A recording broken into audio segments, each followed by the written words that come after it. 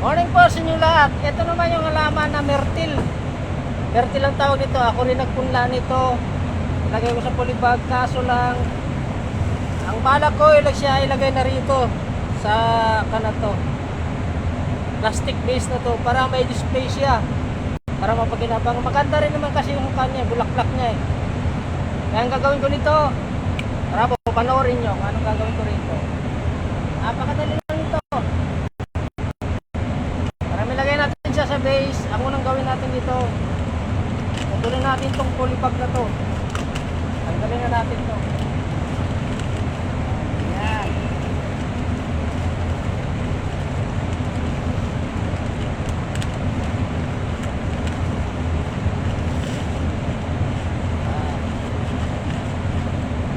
Tanggalan natin yan siya. Tapos ito,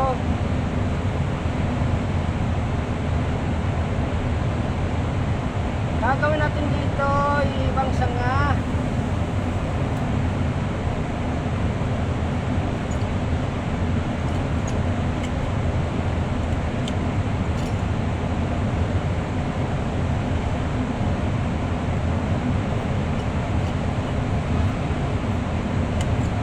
Morning po sa inyo lahat. Bigtan tayo ng myrtle.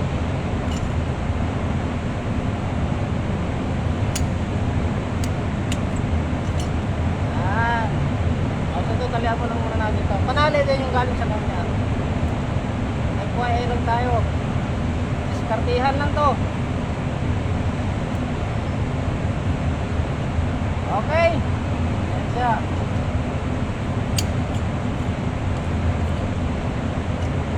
Gagawin natin dito is tanggalin lang to.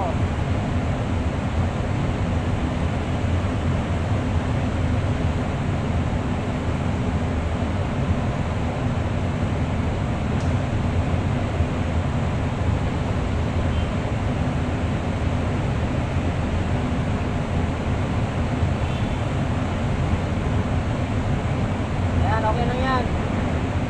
Itong ugat niya, pwede mo nang putulin to eh. Kahit iikot mo lang ganyan.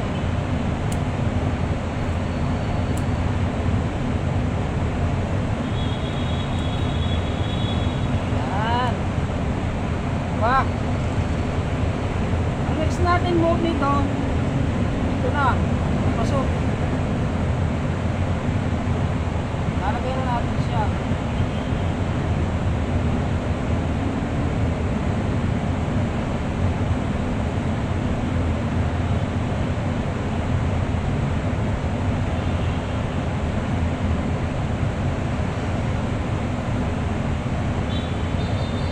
FYI lang, kung magtanim din kayo ng halaman sa paso, tingnan nyo lang yung facing niya at saka yung ikon siya, straight.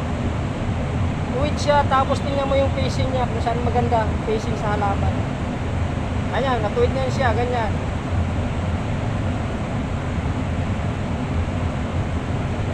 Lagyan mo siya sa ilalim para may steady na yan siya. Hindi nagagalaw. Pero pansamantala muna, wag mong isang i-pull na steady talaga, ganyan lang, para hindi lang siya gagalaw. Ganyan siya. Para makakuha ka na ng pacing niyan, ito, magandang pacing to, pag nakaganon siya eh. Yan. Steady mo siyang ganyan. Yan siya. May pace ka na, may pacing na sa halaman. Yan. Ito yung kanya. Steady ka na dyan. Importante din ang facing ng halaman, kung saan siya maganda tingnan, doon mo rin siya.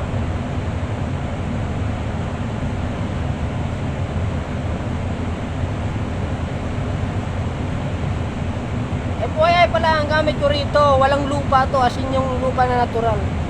Ang gamit dito is coco peat, carbonate resal, at saka vermicast, pinaghalo-halo.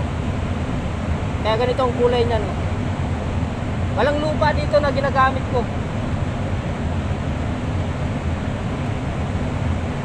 Yan.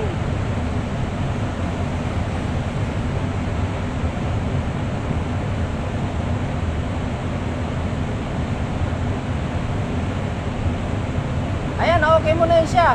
Kaya ibig sabihin yan, steady mo na yan siyang ganyan. Itong sa taas at tinali mo, tanggalin mo to. Tapos, pag-unanin mo siya.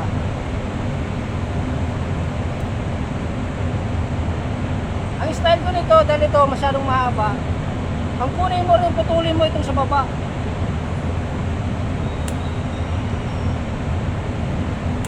Ang iwan mo yung mga sanga na toward pataas lang. Huwag yung sa baba, may nakalugay, huwag. Putulin mo yan.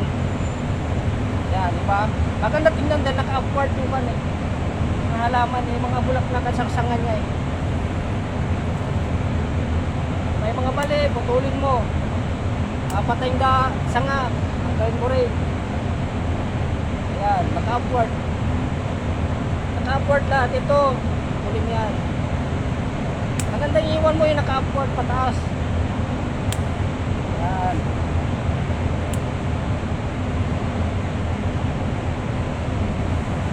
Pwede mo rin siyang baluktutin na ganyan. Ano mo rin siya, ganyan. Oh.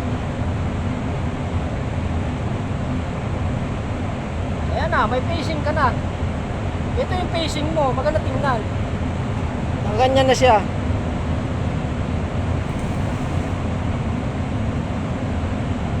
Yan ang facing mo sa halaman. Ano siya? Myrtle, tawag nito. Thank you po, thank you very much. Good morning sa inyo lahat.